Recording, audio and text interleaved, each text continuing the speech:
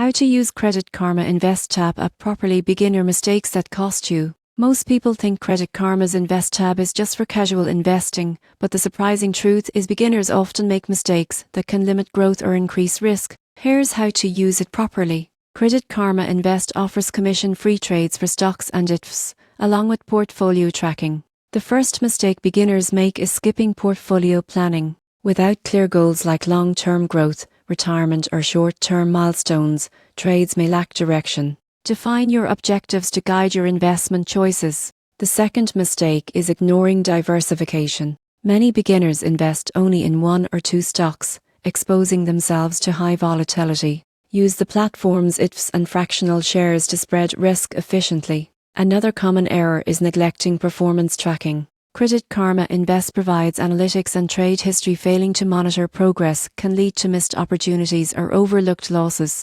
Beginners also underestimate the importance of fees and tax implications. While trades are commission-free, taxes on gains and dividend reinvestments matter. Plan accordingly to avoid surprises. Finally, many users ignore risk management features. Stop loss and limit orders help control losses and protect gains. Not using them exposes portfolios to unnecessary volatility. Used correctly, Credit Karma Invest is more than a simple trading tab. It's a tool for structured, strategic investing. Plan your portfolio, diversify, track performance, consider taxes, and use risk management features. Avoiding these beginner mistakes maximizes your potential returns and keeps your investments on track.